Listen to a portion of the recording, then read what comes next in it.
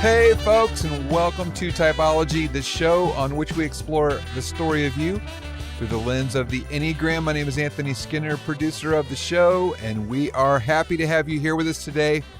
We've got a great guest, Andy Gullahorn. He is an Enneagram 9. Andy is one of our favorite singer-songwriters here in Nashville, Tennessee. His songs are heartfelt, funny, really, really smart, and we get the extra added privilege of having Andy pull out his guitar and play a song for us today. So you're going to get that here in just a minute. We had a little bit of technical difficulty along the way, and Ian's mic dropped out. So I'm going to jump in here in a minute and help finish out his story that he's setting up before Andy plays. Before I turn it over to our host, I want to remind you that Ian dropped his brand new book, The Story of You, on December 28th. It's a really great read and chock full of stuff that is going to be transformative for you, so make sure you check that out. It's available anywhere fine books are sold, and the audio version is available as well. As a matter of fact, earlier this week on January the 24th, 2022, we dropped a bonus Typology podcast episode with Ian reading chapter 1. So make sure you check that out if you haven't already. We're rolling lots of really fun things out this year. I'll be filling you in more about that as the year goes on. That's what I've got for you today. That's it for me, Anthony Skinner. And now, here is the host of our show, Ian Cron. Andy Gullahorn, welcome to Typology. Thanks for having me. It is such a delight because, you know, I don't always get dear friends on the show. You know what I mean? Like a lot of times, the very first time I meet the person is like, across the table. And here you are, my neighbor, a dear friend of 10 years, and honestly, one of my favorite singer-songwriters on the planet. Incredibly gifted. And of course, we go walking frequently, and you're my therapist when we wander around, and I dump my life onto you, and you graciously listen like a good Enneagram 9 would. And one of my favorite memories was not this past year, but the year before at the Christmas show, the Behold the Lamb Christmas show at the Ryman Auditorium. Those of you who don't know about the Ryman is the mother church of music here in Nashville, Tennessee. It's a gorgeous room. There's 2,000 people in the room, and you get up to do your portion of the show on stage, and you play a song I've never heard before. And I'm thinking, oh, listen to that. It's a song I've never heard before. Hey, folks, it's Anthony Skinner. And as I said earlier, we had a little bit of audio difficulties and Ian's mic dropped. So I'm just stepping in here to finish Ian's thought as he was setting up Andy to play the song. So Andy is on stage at the Ryman Auditorium, and he plays a song Ian has never heard before. And it is a song about the Enneagram. And so, of course, it really grabbed Ian's attention.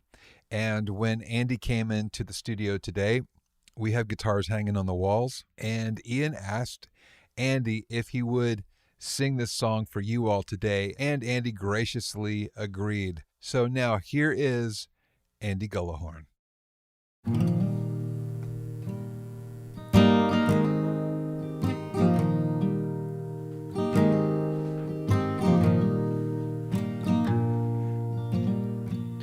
I think I figured out why I feel so alone. I've grown too much in self-awareness. I'm sure that I'm right, but the friends that I know aren't evolved enough to understand it. I rid all my blind spots a long time ago, after reading some books that put me in the know. So I don't need therapy, there's nothing to fix, 'cause I know what my Enneagram number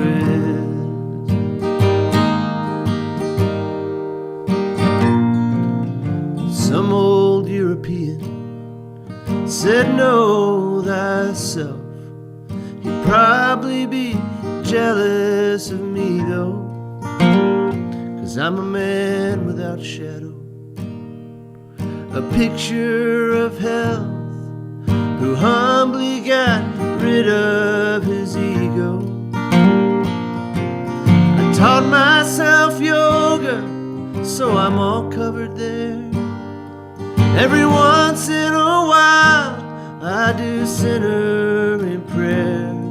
But the greatest of all is the comfort I get, 'cause I know what my Enneagram number is.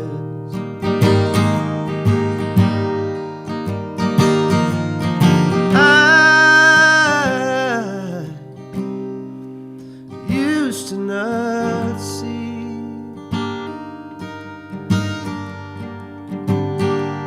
that I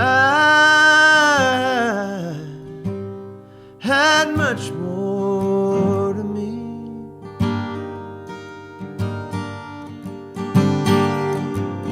than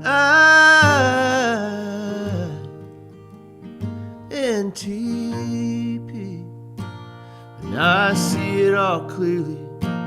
I've reached enlightenment, 'cause I know what my Enneagram number is.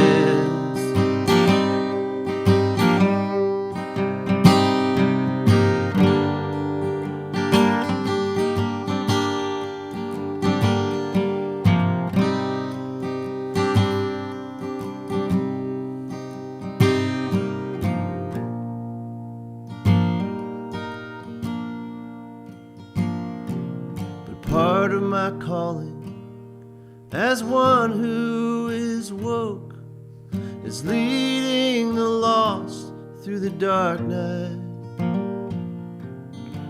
I know the way to wisdom and hope.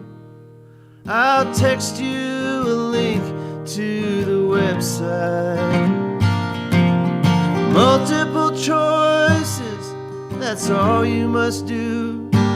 Then you'll find yourself walking the road back to you. They say it's a journey, but I found the end. 'Cause I know what my Enneagram number is. I know what my Enneagram number is. I know what my Enneagram number is. Is that not the best song? Thank you. Woo! That was amazing. So there I am in an auditorium, 2,000 people, and they went crazy. And he stuck the title of your He, other book in there. I got to tell you, it was a moment. on. It was a moment. And unfortunately, he did not know I was in the audience. Yeah. Oh, wow. I was not aware of that. But I was so glad that you were. I Me love too. that melody, too. It's It- beautiful. It was a Oh, great, gosh. great you. day. Here, I'll take that guitar. Oh. Thank you, sir. So, Andy, Enneagram 9, the Peacemaker. You've been a long time student, really, of the Enneagram. Your parents have had an Enneagram coach for, you said to me the other day, 35 years? I think so. My Very long, since God, I was so- at least in high school. Yeah. So you have been really immersed in the Enneagram for a long time. I was at least aware of it. I knew since I was in high school that I was a 9 and some of the basics of what that meant. I'm sure we talked about it. And then it's kind of, I carried it with me, and then really started doing more work, I don't know, in the last decade. Right. So just out of curiosity, did your parents type you, or were they cool about it, let you figure it out on your own? Or because a lot of times, parents early on, they can get pretty frothy mouthed about it and want everyone to do it in the family. I don't know the answer to that question. I don't know if this is a 9 thing, but I have a horrible memory. So it could have been that they told me that I was a 9 and then told me to read this stuff and make sure. Or maybe I just read it but I was a pretty textbook 9, so it wasn't that hard to figure out. Right. But if it's like what with me age with my was it? kids, like I kind of have a hypothesis about my own kids until I know that I'm right, but then I just wait for them to realize it. So you say you're a textbook 9, and what does that mean? Like when you say textbook 9, what does that mean to you? Well, I guess I would say textbook 9 is somebody who avoids conflict, It's easygoing, smooth waters. Works really hard to have smooth waters.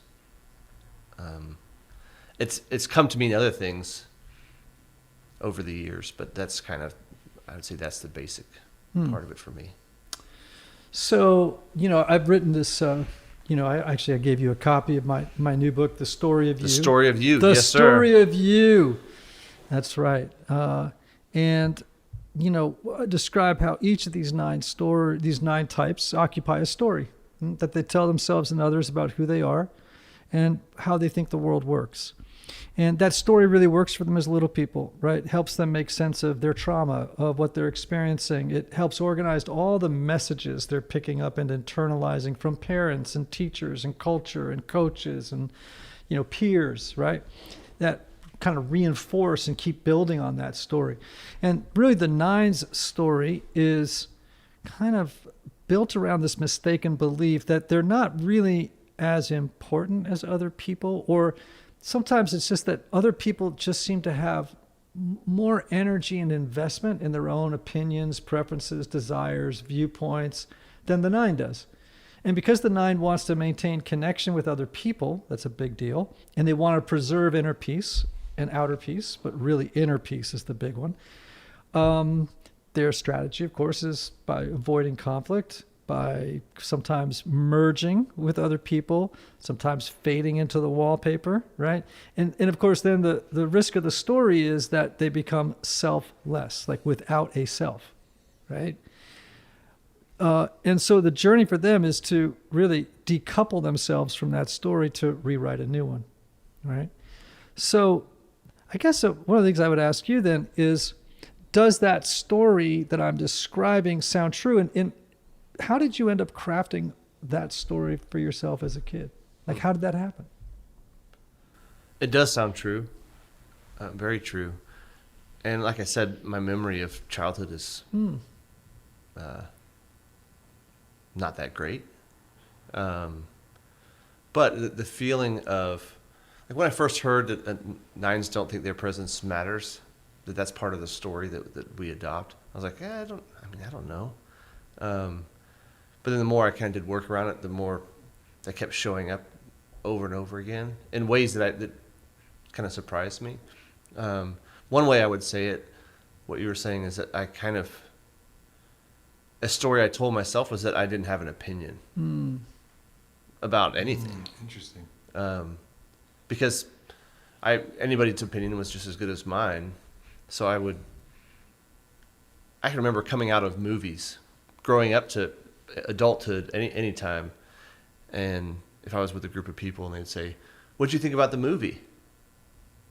I would have no answer, because at some point I just kind of like, I don't know what it's like to form my own opinion and then voice it. So I think I was forming my own opinions, but like it was so buried deep down that like the voicing it part, being in touch with what my opinion was in order to express it was. I think I just had to bury that for a long time. It's still mostly buried, I think. It's a practice for me to give an opinion about something without just on my own. I mean, the classic things, like where you want to go eat or something like that. I can do that sometimes. But it kind of across the board, I told myself that I didn't have an opinion, or and that can stretch into like dreams or desires, that kind of a thing. I think a lot of Nines would say that they come out of the movie. People will say, what was your opinion of the movie? And then and the Nine might go, I don't really know. Then they might hear someone else with a strong opinion about the movie and then agree with it. And then literally 5 minutes later, someone has the opposite opinion. And the Nine might go, oh yeah, I can see that too. Yeah, you're right. You know what I mean? In other words, I could literally have both of those opinions at the same time. It feels like I could both think it was a horrible movie and a great movie, depending on the context of the conversation. Right, and which can then obviously can create problems in relationships, right? Because people want to be in a relationship with someone who has a defined self. It's, I was listening to a Jack Kornfield podcast the other day, and he's clearly a 9 on the Enneagram. And he's a great, great teacher, writer. And he was talking about how he was living with this woman, like in the 70s. And she eventually got to a place with him where, you know, she would constantly be asking for his opinion and his thoughts and stuff. And he goes, well, you know, and she said, finally, she said, you have to show up here. Like, I have no idea who you, like you're just, it's all too blurry and soupy. And I know that that's something you've worked a lot on. Like, unlike a lot of people, you haven't just learned your Enneagram type. Like, you and I have had some very deep conversations around what you've learned as a result of the Enneagram. And of course, other work, therapy, counseling, you know, all the other things that we do. Do you feel like at this point in your life that you're developing sharper edges, more, that when people are with you, they sense your presence at the fore more, like you're just more there? I hope so. Mm-hmm. I hope that's true. You'd have to ask my wife, probably. But I do. There are times where I feel like if I give myself enough time and space for it, where I can be more in touch with what it is that I want or what it is that I think. And part of that process was more like if somebody asked me a question, not answering it right away. That was one of the biggest tools for me. Is if somebody were to say, what do you think about that movie? I said, let me get back to you tomorrow. So I could sit with it myself long enough to figure what it was. Because I'll merge with somebody else real quick and real easily.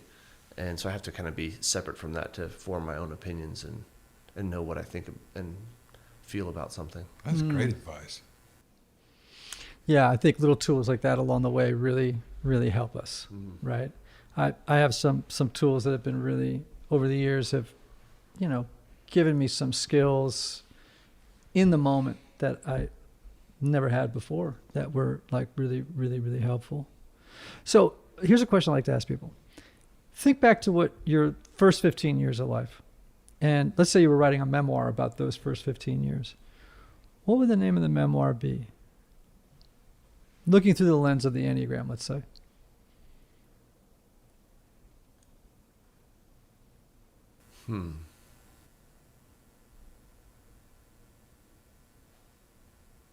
Somewhere, I don't know what the exact title would be, but it would be along the lines of easy.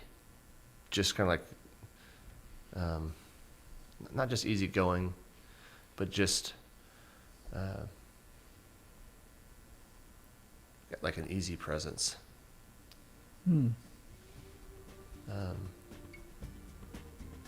That's I'll get back to you about that question tomorrow. Hey everybody, one of the lessons I've learned over the years is that not everybody benefits from a traditional 50-minute counseling session. And this is why some people can go to couples therapy or personal counseling for a long time and never really get anywhere. This is why I'm such a believer of intensive counseling and my friends at Restoring the Soul in Colorado, created by my longtime friend Michael Cusick to help couples or individuals experience deep change in half-day blocks over 1 or 2 weeks. Now listen, if you can't wait months or years to get to the bottom of an issue or to experience breakthrough, you need to get in touch with my friend Michael and his extraordinary team of counselors at Restoring the Soul. If you're looking to get out of the rut you're in, but can't wait months or years, call Restoring the Soul today for a free consultation with Michael's staff. Call 303-932-9777 and learn how their intensive counseling process can help you. As a special bonus, just for Typology listeners, make sure to visit www.restoringthesoul.com/typology to download their PDF called 5 Ways Unaddressed Trauma May Be Derailing Your Relationships. I don't know what the exact title would be, but it would be along the lines of easy. Just kind of like, not just easygoing, but just like an easy presence.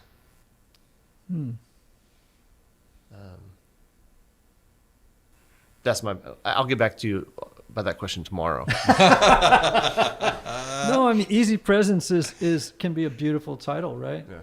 But if that's the story that you crafted as a little person, what would you like the story of you to be titled today? Like, how would it be different?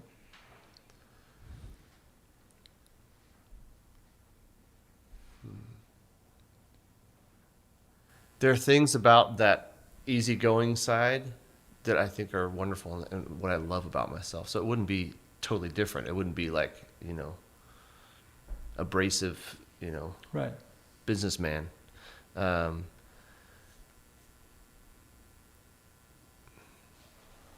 don't know. So there'd be parts of that title that carry over, but I guess it would be different in a way that I would be more in touch with my own self. And I don't know what the title for that would be. Because I really do feel like that kind of easygoing presence, and there's part of that mediator, peacemaker that I love. And there are some times where it's really healthy for me to do that, and it can bring a lot of good things into the world. And there are times where it can be horribly destructive to myself and other people by minimizing threats or minimizing actions. So I think some sort of a kind of that same thing, but kind of a redeemed version of it. I don't know you're the writer. You can give me a good title. It would be called The Story of You. Well, actually, in the book I talk about, as a 4, my early title would have been the Lost Boy, and then the new story that I work to inhabit and live in is the Redeemed Man, and that's, I think it's a really helpful exercise sometimes to think about, like what would that memoir have been called early on, and what do I want it to be now? Like, what would the name of the story I want to live be titled now? Yeah. Kind of gives us some clarity about where we want to move in this life, So, all right. Interestingly, and I've said this before, I think the best songwriters in Nashville are all 9s. Really? Yeah, no question. Well, I will not argue with you. I have no opinion on the matter. Right. Well, here's why. Here's why I think that's true. One is they are able to see the world through multiple prisms, right? They can just see the world from lots of different vantage points. 9s are great storytellers, maybe second to 7s. 9s are really great storytellers. Secondly, I think when they co-write with other people, especially artists, they come into a room and they may come with an idea or two, but if the artist is like, well, let's do this, or I got an idea, the 9's like, okay, let's do that. They don't have, the ego doesn't get in the way. They're just like, I'll go with the flow of whatever's happening in here. They don't have an aggressive presence. So when they come in the room, nobody feels threatened. They're usually kind of low key. I've never met a 9 who shows up in a tie and jacket. They show up in blue jeans and a t-shirt. So there's no strutting, there's no thing. And because of that, and they're very good at pulling stuff out of other people. Do you see where I'm going? Like, where 9s are like genius at songwriting. I'm not saying I met a lot of 3s, 4s, 4s can be great songwriters, but man, 9s as co-writers particularly, incredible. I can see that. I mean, I hope that's what somebody's experience would be like writing with me. Is I do feel like I have an ability to sit with an artist and listen to what they have to say and try to put myself in their shoes and help tell their story in a certain way. And I can remember even back when I first started writing songs in high school, I did some co-writing, and some of my favorite co-writes were with people who were very, they might have been aggressive stance, but at least very confident in what they were bringing to the table.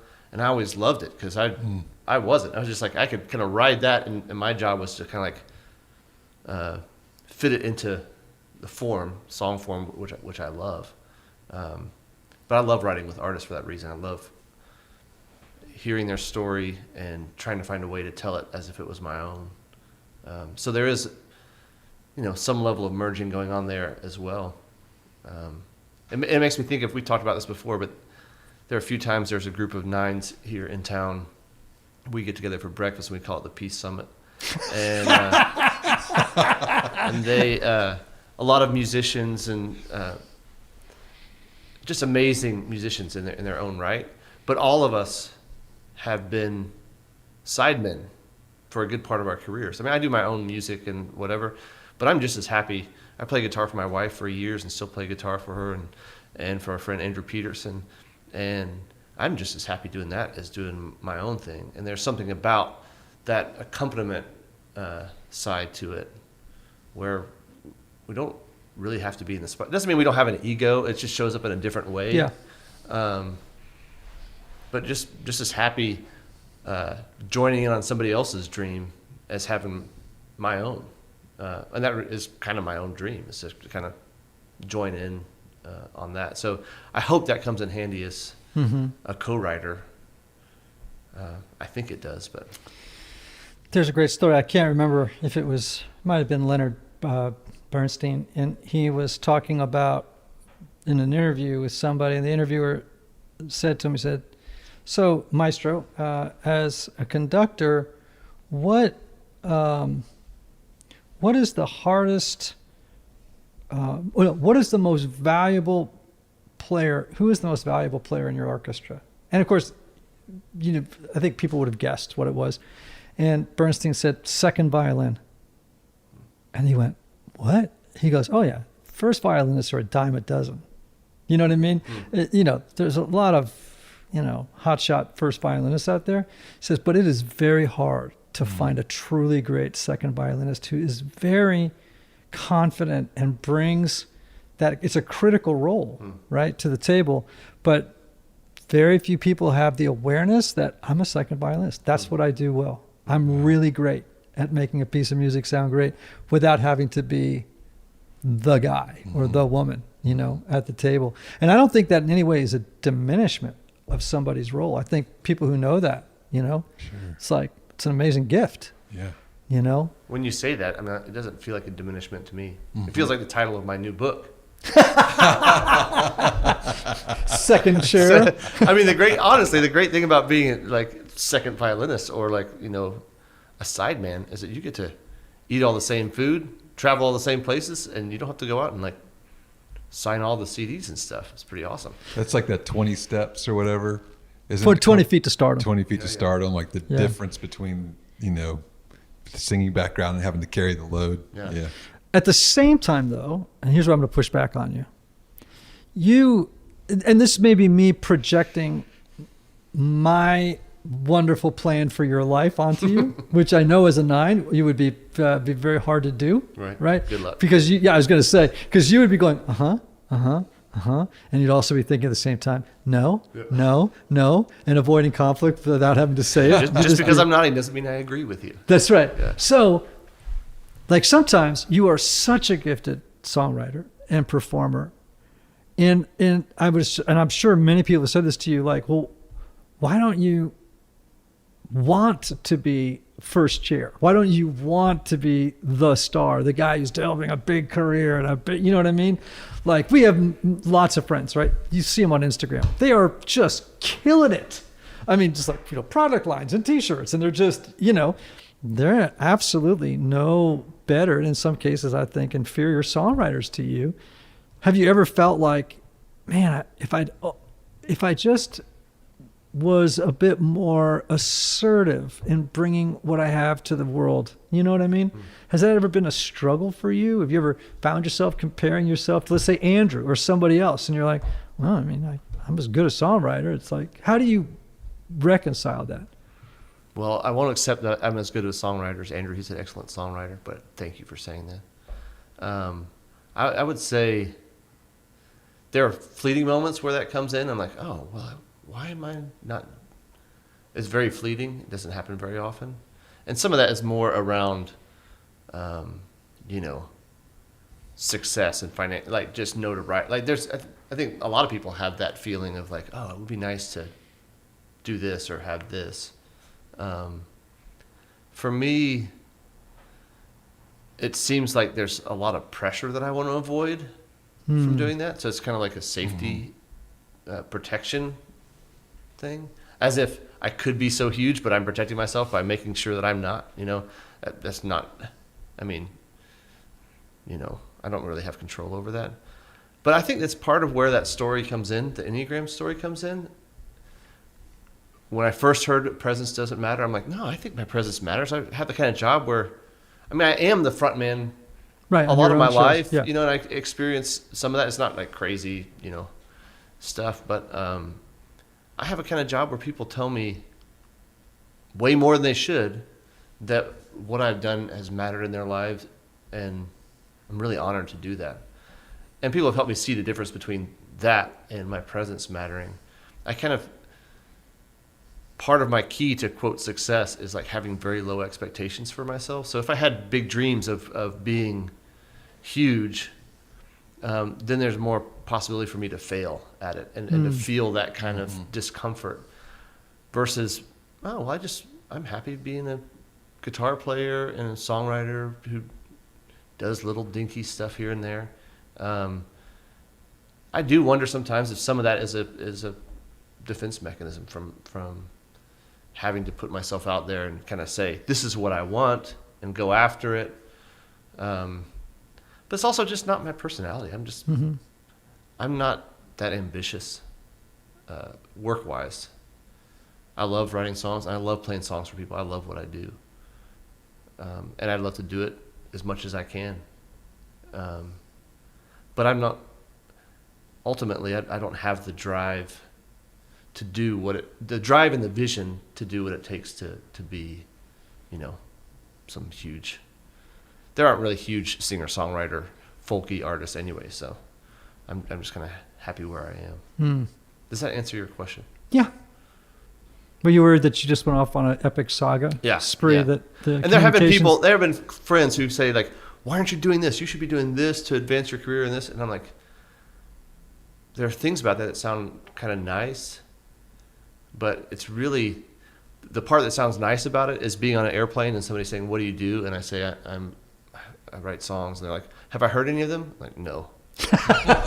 You know, like most of it has to do with wanting to be legitimized in somebody else's, like a stranger's eyes, which is, I know, is not worth a whole lot in the long run. Because whenever I can get away from that thought of trying to legitimize myself to somebody that I don't know on an airplane, I can be like, oh, I really love what I do. And I'd be happy doing what I'm doing right now for the rest of my life. We'll see. So are you in therapy right now? You seeing anybody, a counselor? I know you're married and live with a counselor. I mean, well, yeah, that's part of it. Having a wife as a therapist, but that doesn't really count. I'm not still going to regular therapy. I do have a therapist that I've seen a great deal over the years, and I'm in spiritual direction. That's the spiritual direction part's more active right now. Right.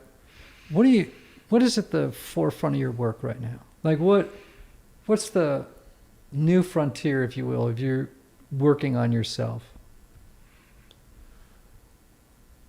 It's kind of, I don't know if it's but it's like a continued frontier of trying to feel things in real time. Know what I'm feeling, know what my emotions are, and know what I'm just feeling in real time, which is really hard for me to do it. So if I'm frustrated, to like feel frustrated in real time rather than letting it build up. One of the things that my therapist recommended for me to do is to practice anger in real time. So, you know, anger is kind of like what I'm swimming in as a 9. And I normally wait until it's about a 8, a 9, or a 10 before I express it or really feel it. So it's a weird exercise, but if there's even like a small frustration, to go out into the woods behind my house and just like hit trees or yell, to like feel a physical expression of anger rather than just saving it until it's coming out as rage or something like that. I wish I could say I do that all the time, but I do practice that. And that, to me, that's just part of trying to learn how to feel things in real time, to know what it's like to feel anger at a 2 or a 3. Whether or not I'm getting better at it, I don't know. We had Lee Camp on the show a bunch of years ago, who you know well. And Lee is a 1, so he's in the anger triad with you. And of course, we know that 8s externalize anger, 1s internalize anger, 9s go, what anger? I'm not angry, right? And so the 8 is actually too in touch with instinctual drive. 1 isn't, right, like, tamps down instinctual drive. And 9 goes kind of like is disconnected, right? Doesn't plug enough into the juice, right, of the instinctual drive. And, Lee used to say that for him, anger, right, because you have issues of anger for all 3 types, he would go into his backyard, and not only would he, and this is an ethics professor at Lipscomb University, okay, and he would go in the backyard and cuss his brain out. I mean, just would scream in the backyard. And that was a huge piece of healing for him, was really going out there and finding some kind of a different relationship to anger than the one he'd had. That was like really, really helpful. What was the word you just used? You said instinctual.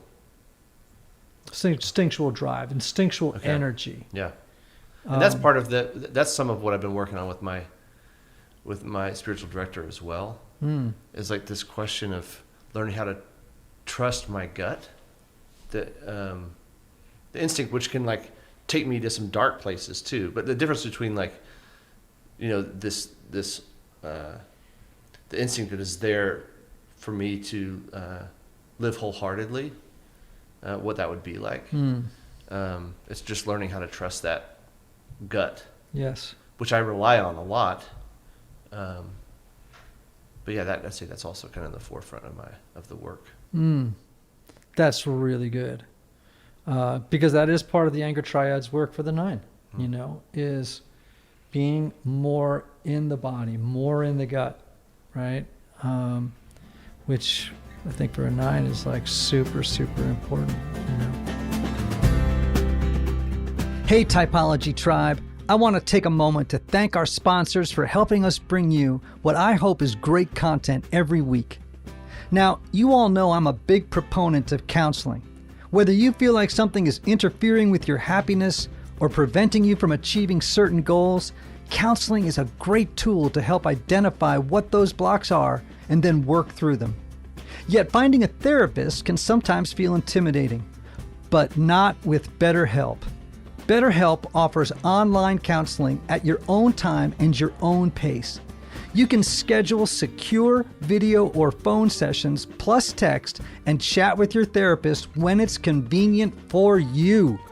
These are licensed professional counselors who specialize in things like depression, anxiety, stress, relationships, LGBT matters, trauma, and grief. BetterHelp has counselors available worldwide and have over 3,000 U.S. licensed therapists across all 50 states.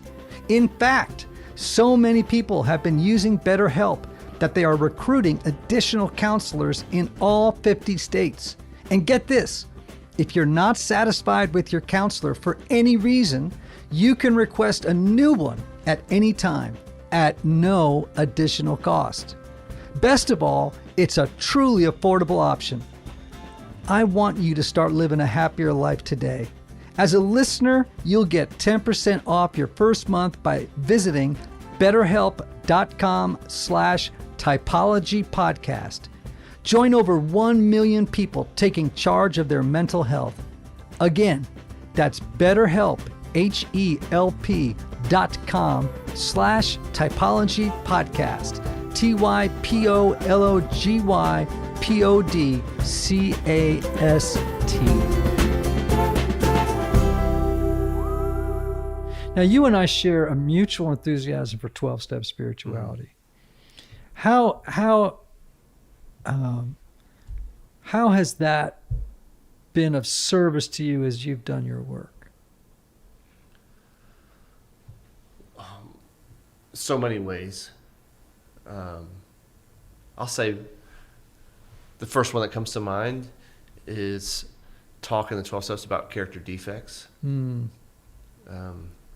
Tell people know what that is who aren't familiar with 12 steps. Well, the weird thing is like for me, when I heard the term character defects, I was thinking from like, I don't know which world I picked this up from, but it felt like that was too harsh. Like I was beating myself up, saying that I have some defects of character. But the way that I've come to understand it in 12 steps is like looking honestly at things, whether that's pride or, I mean, there's so many things. Or sloth. Or sloth, yeah. Okay. And looking at it and not trying to, it's this balance of not trying to candy coat it and say like, oh no, it's totally fine.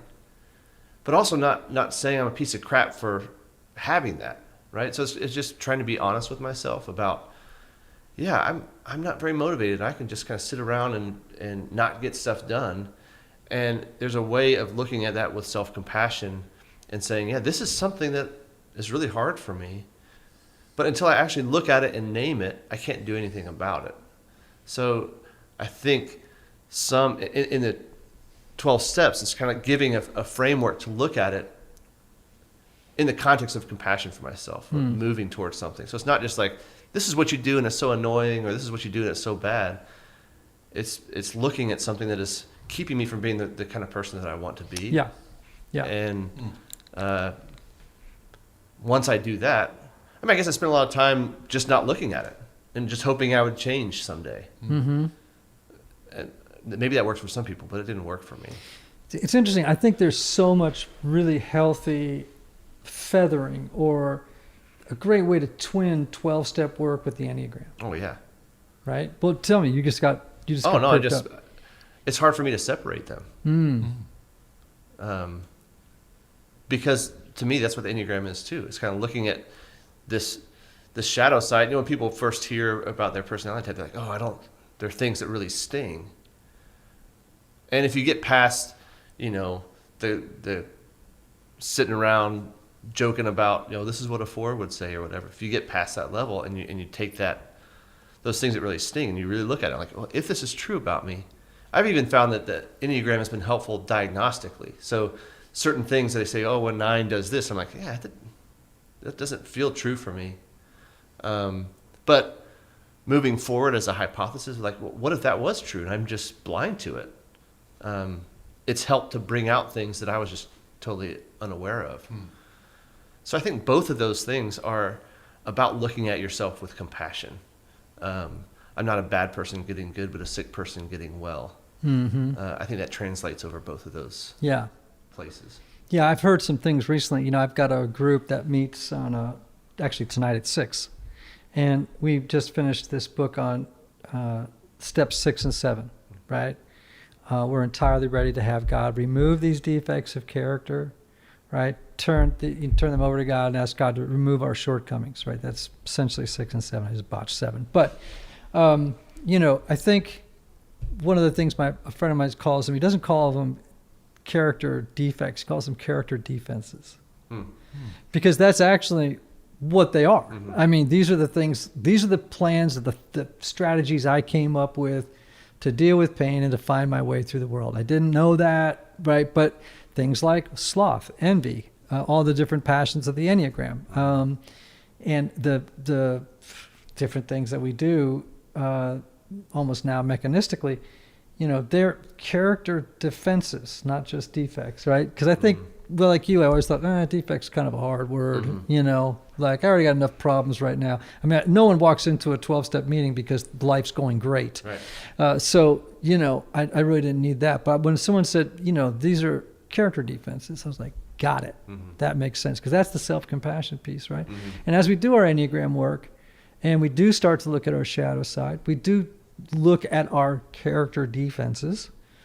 If we do it without that kind of motherly gaze, you know, the gaze, the soft gaze of that mother looking at us like, you know, with our hand in the cookie jar, just with a soft, gentle gaze that says, no, this is going to end in tears, you know, right? But with a great deal of love and compassion, you know, is so important. And I guess one of the things I'm just encouraging people to do is, regardless of whether you self-identify as the classic addict, you really need to look at 12-step spirituality as a way to do better Enneagram work.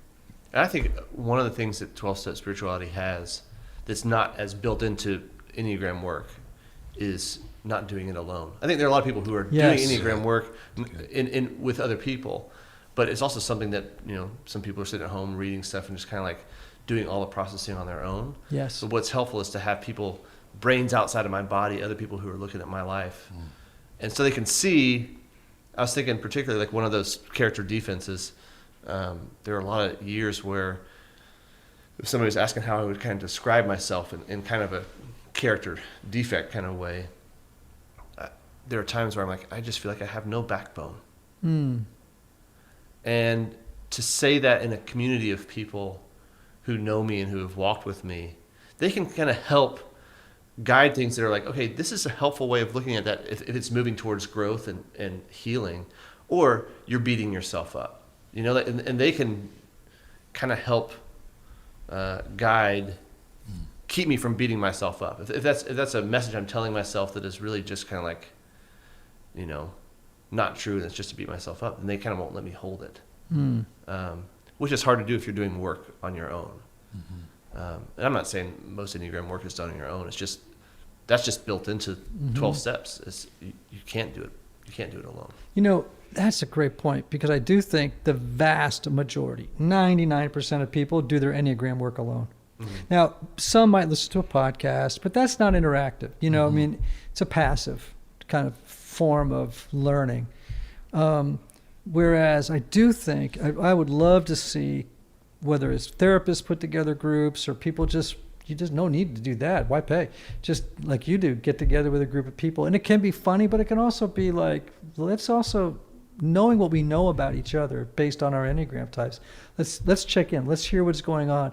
Let's kind of do some work here, because who knows you better than another 9, right? It's like, so to be in a community of where there's some, like a wisdom circle, people are speaking in ways that are so powerful, And I can see how, when people are figuring out where they are in the Enneagram, people are like, well, don't let other people type you. This is a journey for you to figure out, which is so true. But also having the input of people around you who know you or who don't. Like having a group of 9s sit around and talk, it's kind of like, hey, is this your experience? This is true for me. As an example, I have my own kind of unofficial research I've been doing the Enneagram. It hasn't been published yet. Oh. At least until it's, this podcast comes out. Does that count? And it's a question that I ask most 9s. And it's a pretty scientific one, so I hope I can translate the language. Please. But it's do you often say you're about to pee your pants? And 9s have a very, very high percentage of about to pee your pants. What? Really? Yeah, and that's just something that you wouldn't find unless you're doing work with other people. Oh, I have my theories about this too. Please elucidate. I need to know more about it. I mean, I might have asked your wife this too, and she's in the club, so that's awkward. But continue. The scenario would be like me coming home from this, right? And I go home and I pull in the driveway, and as soon as I get out of the car, I'm like, oh my gosh, I'm about to pee my pants. Maybe I've had to pee for the last 5 hours and I just didn't do it because some of it is just falling asleep to my own body, not paying attention to my body. Sorry, that's my timer for. No, actually, that's actually the meatloaf is done. No, get the meatloaf out. No, actually, what that is it's actually the battery warning on my pacemaker. So we better wrap this up, because the next thing people are going to hear is this, which is the sound of my head hitting the table. All right, continue now. Back to peeing your pants. So it's part of like falling asleep to your body, not paying attention to your body, not being attuned to your body, and also just kind of like the merging with energy of what's happening around. So like most 9s that I talk to, it also has to do with eating. Like if we're at a party and there's like a charcuterie board or something, just lots of food, we won't know when we're full. I mean, a lot of 9s that I talk to. Wow. It's kind of like you just, in the moment, you're not feeling it real time. So you're eating and snacking, and then later on you're like, man, I just ate too much. I mean, they're not the only ones who can feel that way. Other people can. But it is, I've asked, I would say about 98% of the 9s that I've talked to would say in some way, they often find themselves about to pee, like running into their house, about to pee their pants. So. I think I've heard Randy Williams say that. Yeah. Okay, so I just have a question about it though. which is like. Is it too scientific for you? I don't No. Okay. It's too highbrow? No, I was able. I've been to grad school. I think I got to the academic side of it. No, I think I one or two. If I could, for some nines, it's like I just didn't want to ask. I didn't want to be a pest. I didn't want to say, "Where's the men's room?" You know what I mean? I didn't want to like check out of the room. It's like or leave a conversation, and be like, "I'm going to go before we finish." At the restaurant or something like that. It's just kind of. That's the my presence doesn't matter piece a little bit. Right? Yeah. It's like, I guess I'll just wait till I get home. Literally, your body doesn't matter. Right. Yeah. Wow. Interesting. Wow. That's an insight I just didn't know about nines. Well, you should ask Annie about it. Well, it explains all of those wet jeans. That's why she's always buying new clothes. Yeah. Now I think I got it. You thought it was the wet patio cushions on the back. No, it wasn't. I thought that was the snow we just had. So Andy, like, oh my gosh, you are going to be moving into. We were talking about this the other day. Your kids are getting older, right? Next couple of years, you're going to be an empty nester, and there's going to be a new season of growth, for you in life, and who knows? But what are you hoping for in that next season of life, the next half of life for you? Because you are past the midpoint by virtue of... What? I know. It's a big shock, but you are past the midpoint. You have lived longer than you are going to live forward. You know when I'm going to die? There is that possibility. Okay. It's going around. So, like, as a 9, as a person, a spiritual person... Like, what does the summit look like for you? Maybe let me phrase it this way, too. Like, what is it you as a 9, or is it just Andy Gullahorn? What is it you really want in life that you would like to achieve before you croak? I mean, for the real answer to that question, I really would have to use, I'm going to get back to you on it. Because that's, I don't know. But... for knowing that's not very conducive to a podcast to come back tomorrow, I will say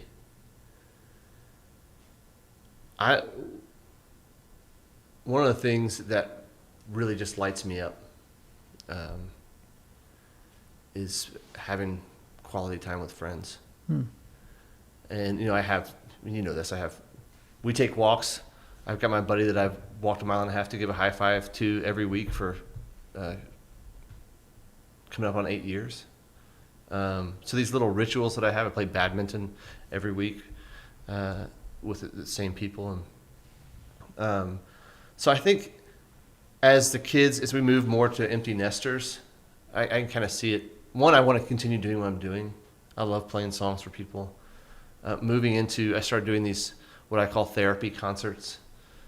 Where I kind of bring a therapist as my special guest, and I play some songs and we just kind of go back and forth and interact with the people who are there.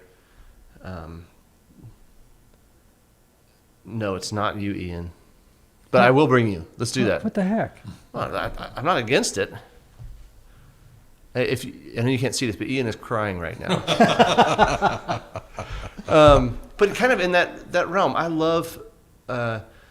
talking about 12 steps or therapy. I love that world. And I do a lot of work in that world as a musician.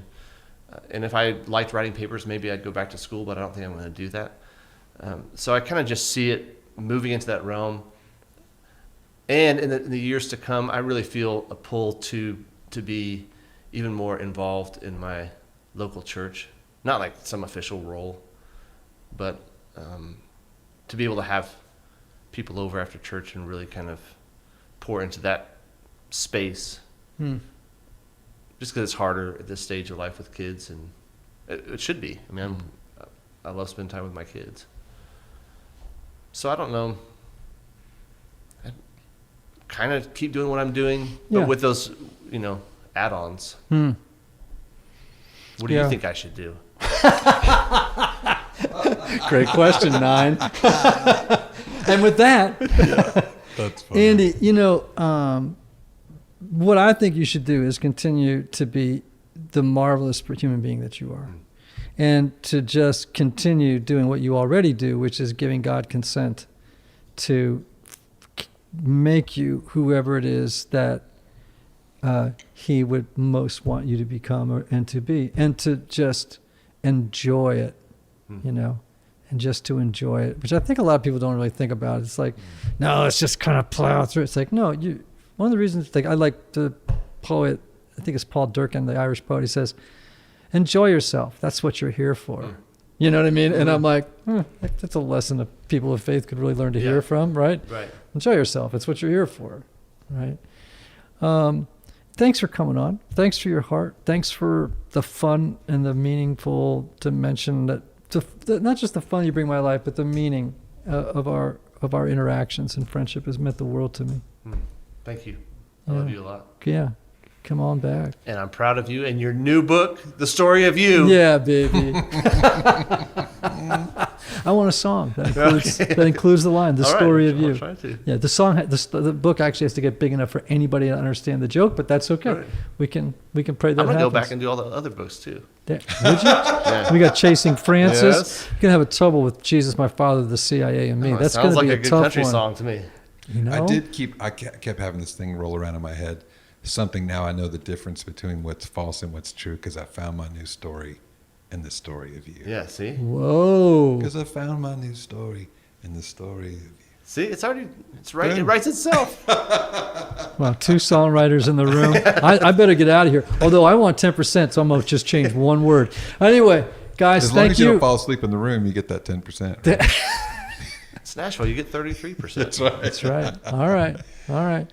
Hey, Typology listeners, thanks so much for being here. If you want to learn more about Andy Gullahorn and his music, you can go on to Spotify. Last name is Gullahorn. Any of those records and songs are fantastic. You will be so enamored with this incredible, gifted craftsman and songwriter, Andy Gullahorn. And anywhere else people should go? Your website or anything? Website. Or AndyGullahorn.com. Or there aren't a whole lot of Andy Gullahorns out there, so if you can figure out how to spell my last name, you can find whatever. Well, we just gave him that. Yeah, that's easy. So, all right, everybody, Typology listeners, remember these words. May you have love, may you have joy, may you have peace, may you have healing, and may you have rest. Until next time.